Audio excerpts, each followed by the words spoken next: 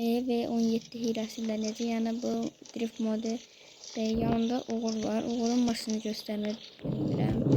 Niyə bagajı bir yəqin ona görə. İndi maşınımıza minib sürəcəyik. Səvə çox çıxa bilər. Haydi, kim deyə? Düş yerəndə, xanım düşün yerə. Kim ala? Düş yerə xanım. Kimdir görən? Filan get. Simdirə Uğurmeyin yanına. Uğurmeyin. Çetim açıqda oxu da görə belə yazıram. Min video çəkirəm. Uğur yanıma min video çəkirəm. Deyir, olmur Roblox istəyir. Nə olmur? Uğur yanıma min video çəkirəm. Sən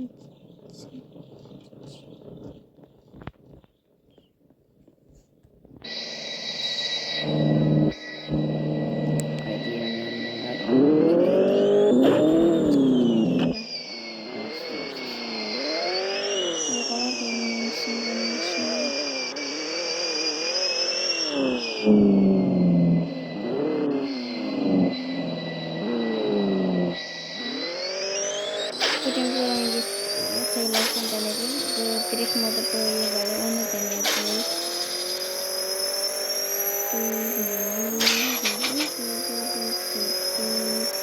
Oy zor olur ama drift.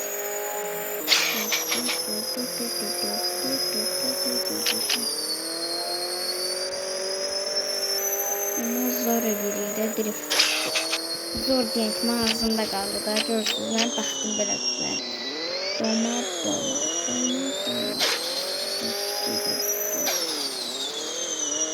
Buradan bir tane düz koyacağım. O çok çıktı size. Buradan çıkartmayı cayında buradan çıkartmışım.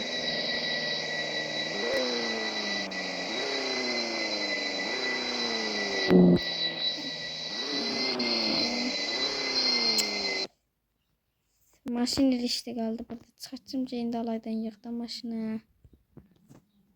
Maşına ses gitti.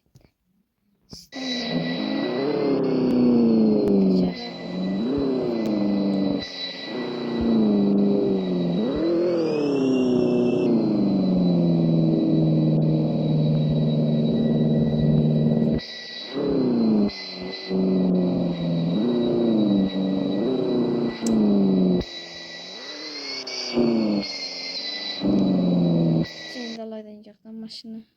Bagajcıklı oyun.